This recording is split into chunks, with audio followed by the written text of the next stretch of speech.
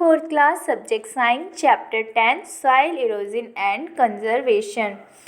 तो आज हम टॉपिक सॉइल इरोजन को रीड करेंगे। सबसे पहले देखिए व्हाट इज़ सॉइल। सॉइल क्या होता है? सॉइल का मीन्स तो सबको पता है ना, मिट्टी। सॉइल जो होती है वो हमारी टॉप लेयर होती है अर्थ की, जो मिनरल्स और ऑर्गेनिक मटेरियल से बनी होती है।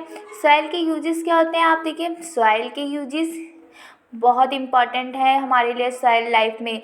आप जितना भी फ्रूट वेजिटेबल ये जितना भी खाना खाते हैं, ये सब कहाँ से आता है? हमारे लिए अनाज जो किसान उगाते हैं सब कहाँ से? सब मिट्टी की देन है, सॉइल से ही आता है। अगर सॉइल नहीं होगी तो हमें कुछ नहीं मिलेगा।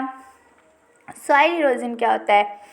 मिट्टी का कटाव या मिट्टी अपरदन या मिट्टी क्षरण किसे कहते हैं ना?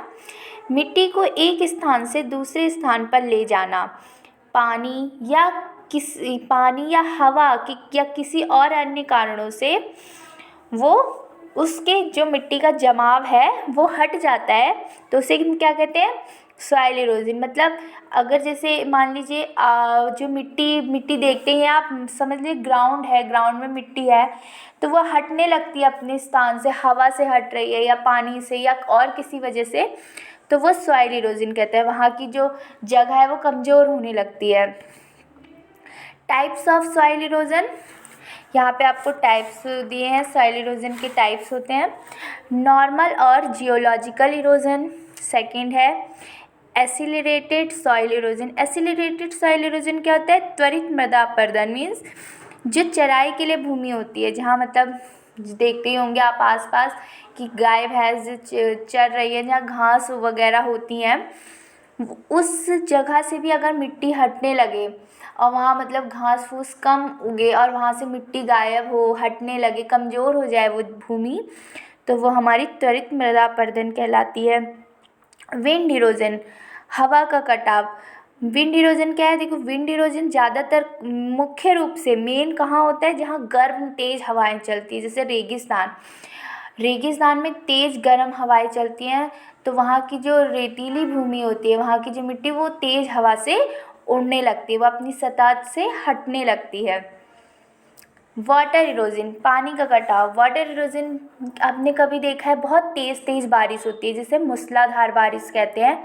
वो जब तेज़ी से होती है तो पानी जब तेज़ी से किसी चीज़ पे पड़ रहा है तो वहाँ की वो चीज़ें हटने लगती है, पानी के वजह से मिट्टी बहने लगती है। तो वो जब पानी की वजह से मिट्टी बह रही है, वहाँ की ज़मीन कमज़ोर हो रही है, सारी मिट्टी वहाँ से हट रही है, तो उसे हम क्या कहेंगे? Water erosion. लैंडस्लाइड और स्लिप इरोजन। लैंडस्लाइड और स्लिप इरोजन क्या होते हैं? आपने ये जो ज़्यादातर कहाँ होते हैं? पहाड़ी इलाकों में। पहाड़ तो ज़्यादातर बच्चे गए होंगे, तो पहाड़ों पे हम देखते हैं कभी कभी जो तेज़ बारिश होती है, जब तेज़ बारिश होती है तो उस वजह से जो पानी है वो उस पहाड़ों में मिट्टी में गहराई तक चला जाता है, जिसकी वजह से जो कठोर मिट्टी है वो भी क्या पानी की वजह से सॉफ्ट हो जाएगी, तो वो चट्टाने वो मतलब फटने लगते हैं और वो अपनी जगह से गिरने लगते हैं, तो वो लैंडस्लाइड कहलाता है। सो ये आपके टाइप्स ऑफ इरोजन है, इन्हें अच्छे से रीड कीजिए। Thank you.